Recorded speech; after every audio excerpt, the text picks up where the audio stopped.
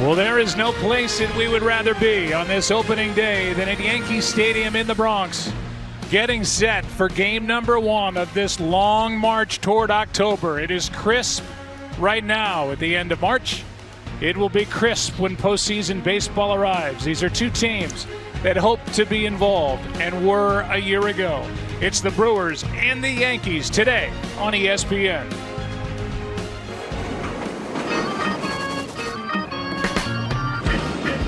It's known as the national pastime, the kids' game that became a stage for heroes in the show. But more than that, baseball is in America's soul. Love like a baseball game. I've been told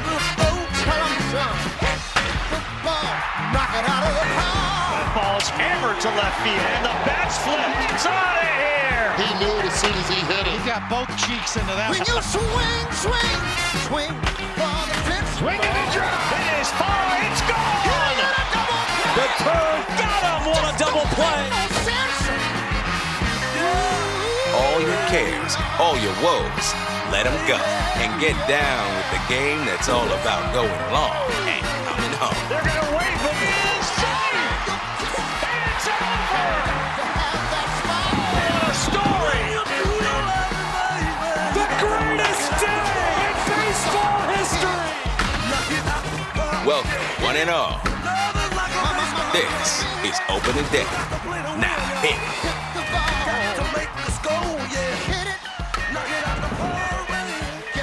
Hey, welcome to Yankee Stadium. Andy Pettitte just threw out the first pitch. He looks like he can still do it. We are glad you're with us today on ESPN. It's the Brewers and the Yankees. Game 1, opening day. Spring training is over. It's time to get serious. Freddie Peralta, Carlos Rodon. The pitching matchup for today's tilt. Aaron Judge loosening up and getting set. Breezy day here in New York, and now crammed up into this booth, meant for 2, but it's 3. It's Joe Buck along with you, and Joe Girardi and Bill Schroeder. Both sides are represented. Bill, the longtime voice of the Milwaukee Brewers, about to start his 31st season with the Brewers in the broadcast booth, former player with Milwaukee, and then Joe Girardi, you know his resume, was here as a player in 96 and 97. You caught Andy Pettitte, maybe not that much, but you know what he could do on the mound. Let's talk about opening day. This is a special place. It's a special day, and man, I'm just glad to be here. Yeah, I've been through 30 opening days as a player, coach, or manager, and every one I had butterflies. It didn't matter how many I went through because you wanted to make sure you were prepared for that day and that season, and it's the one game that feels like a playoff game because you're so excited to get it going. And everybody has a chance on opening day, right? Everybody is on an even keel. I grew up in New Jersey, went to Yankee Stadium a ton. I played in the old Yankee Stadium, the renovated Yankee Stadium. Then I broadcasted in this one. I can't think of a better place to start the Brewers season on the road than Yankee Stadium. It's exciting. Yeah, let's talk about your Brewers. Obviously, for both sides, a lot changes from a year ago. For Milwaukee, they've got a big hole at short, at least with the offensive production. Willy Adames is now in San Francisco. They traded their closer, Devin Williams, here to New York, to the Yankees. But still, this is a team that should be, at least in my opinion, you don't have to say it, should be a postseason contender. This is a good Milwaukee ball club. I'm going to say it. I think that they're expecting to be in the postseason. They've been in the postseason 6 of the last 7 years. They won the division 3 of the last 4. 2 in a row. They've got some bright young talent. These guys are exciting. They love to run. And one of the guys we're going to highlight here, Jackson Chourio. This guy, the Brewers saw something in him before he even played one game in the major league. They signed him to a long-term deal. He got off to a bit of a slow start. This kid was 21 years old last year, was hitting around 200 the first 2 months of this season, but all of a sudden the switch was flipped. I mean, this guy was unbelievable. The rest of the season, a .305 batting average, 16 homers, 63 RBIs, and 883 OPS. He was a 20-20 performer last year at 21, the youngest ever to be a 2020 performer in the big league. Let's talk about the Yankees. I mean, there's so much that changed from a year ago. There's so much that's changed since the beginning of spring training. Obviously, Juan Soto is across town. He plays for the Mets. You've got the injury with Garrett Cole. Giancarlo Stanton is not here. He's injured. He's got tendonitis in the elbows. But, and there's plenty of other changes we'll go through during the course of this game. They do have that guy, that MVP, Aaron Judge, is set to click. Yeah, and he struggled early on in March and April, much like Churio, but then he took off once May started. In his last 135 games, look at that, 357, 52 home runs. I mean, that's a whole season in 2 and 3 for me, right? So you start doing that. His on-base percentage was .492, so he was putting up like Nintendo numbers and had a .701 slug. Only Barry Bonds has done that, you know, as of recent. So, I mean, this guy does it all. He's got power, speed, plays really good defense. He's great. All right, it's the Yankees, it's the Brewers. We will take a break. When we come back, we will give you the lineups and the first pitch. Fun day on ESPN. Good matchup. 2 playoff teams from a season ago get set to go here at the start of 2025.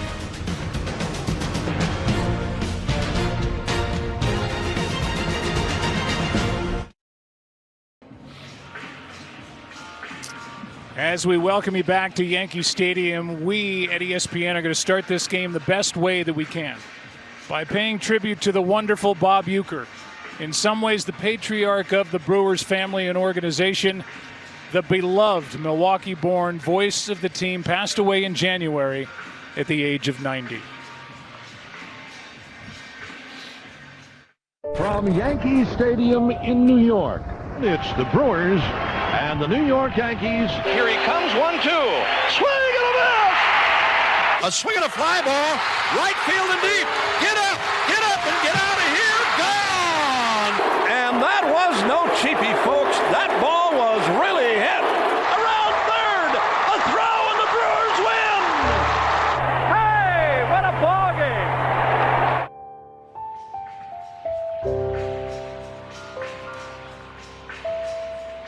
He will be missed. There is no doubt about it. And somebody, Bill, that you got to spend a lot of time with over your years with the Brewers. 40-plus years I knew Uke, and no one loved the game. Nobody loved the Brewers. Nobody loved Milwaukee more than Bob Uecker. He cherished every day at the ballpark, had integrity, loyalty, and class, had time for everybody and anybody. He taught us to respect the game, respect the players, and to always cherish what we do for a living, coming to the ballpark and doing baseball games. So he is missed. There's a big hole in the heart of the Brewer family, and he's looking down upon them and hoping to get to a World Series.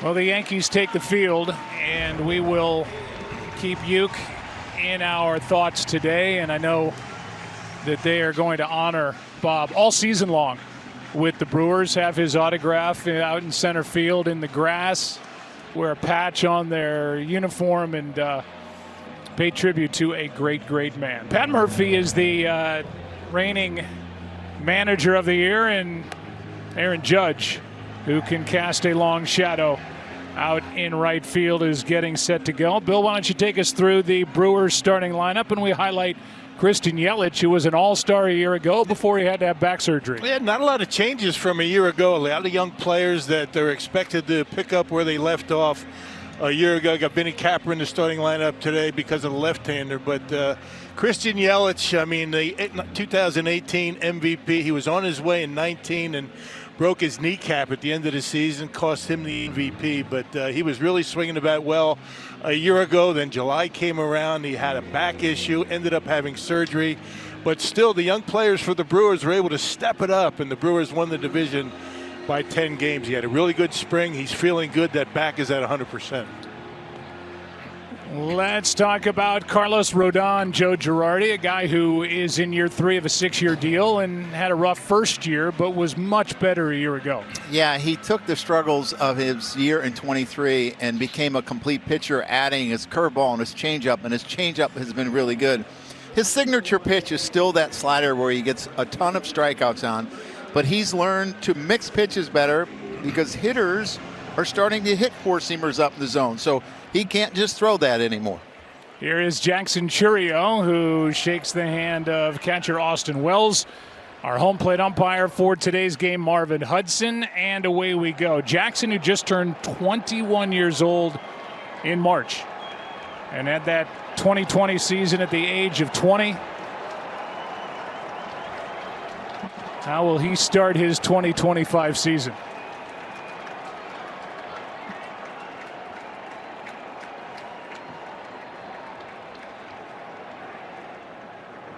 Rodon pitching out of the stretch, pumps one by him, strike one to start the game.